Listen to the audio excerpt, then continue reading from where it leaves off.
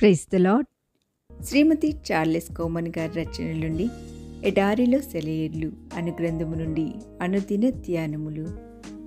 యెహోవా నిన్ను నిత్యము నడిపించును. యెషయా గ్రంథము 58:11.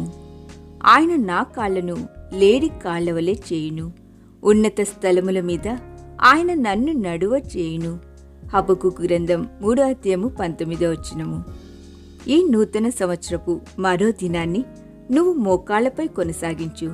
ఈ సంవత్సరమంతా నీ కాళ్ళు లేడి కాళ్ళలా గంతులేస్తూ పరుగులు తీయాలంటే ఈ నూతన సంవత్సర ప్రారంభంలో నువ్వు చేయాల్సింది ఇది. అలా చేసిన తర్వాత విశ్వాసంతో ఒక్క అడుగు ముందుకి. విశ్వాసంతో నువ్వు వేసే ఆ ఒక్క అడుగు నిన్ను సంవత్సరమంతా పరుగులు తీసేలా చేస్తుంది.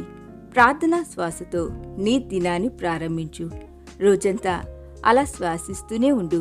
ప్రార్థనా శక్తి నీకిచ్చే ధైర్యంతో పరిచయం లేని ప్రదేశాలలో హఠాత్తుగా నీకెదురయ్యే ప్రతి విధమైన ప్రతికూల పరిస్థితుల్లో లేడి పిల్లల గంతులేస్తూ ముందుకు దూసుకొని వెళ్ళు.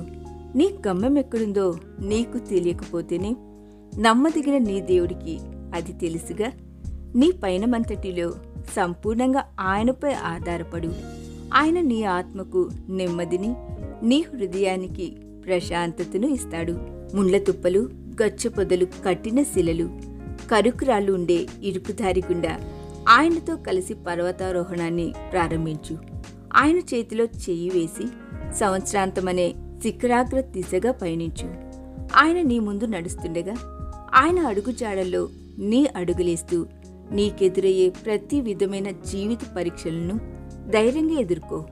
ఆయనతో నడుస్తూ చివరిగా నీ జీవిత శిఖరాగ్రాన్ని చేరుకొని విజయ ధ్వజాన్ని ఎగురవేయి. మేఘాలమయమైన పర్వత శిఖరాగ్రం నక్షత్ర కాంతుల్ని విరజిమ్మే వినీలాకాశానికి దగ్గరగా ఉంటుంది.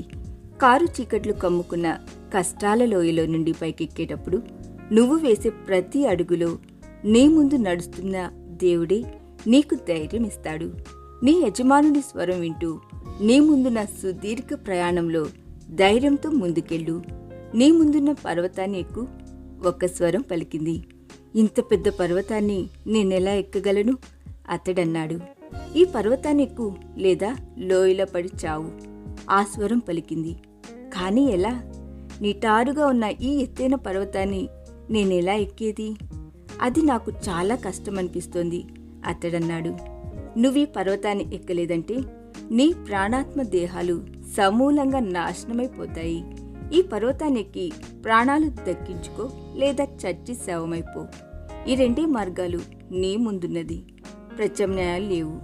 ఆ స్వరం చివరిగా పలికింది. భూమి మీద తమ పర్వతారోహణాలను గురించి కొందరు పర్వతారోహకులు గగురుపాటు కలిగించే తమ అనుభవాల్ని చెబుతుంటారు.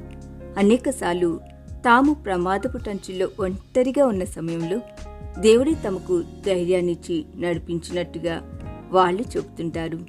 తన బిడ్డలు ఎత్తైన పర్వతాలను ఎక్కుతున్న సమయంలో దేవుడే స్వయంగా వాళ్లతో ఉండి పర్వత శిఖరాగ్రాలకు వాళ్ళని నడిపించడం ఎంత అద్భుతమైన విషయం.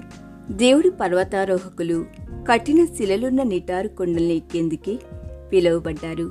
సులభమైన మెత్తటి మైదానాల్లో నడిచేందుకు కాదు. అపరిమితమైన దేవుడికి పరిమితులు విధించవద్దు. భయాన్ని వీడి ఆయనను అనుసరించు. నీ జీవన పయనంలో నూతన సవాళ్లను ఎదుర్కొంటూ ముందుకు నడువు. నువ్వు ఒంటరిగా నడవడం లేదని, దేవుడు నీ ముందు నడుస్తున్నాడని తెలుసుకో. ఈ దిన ధ్యానము మనందరి ఆత్మీయ జీవితమునకు ఆశీర్వాదకరముగా ఉండునుగాక. ఆమేన్.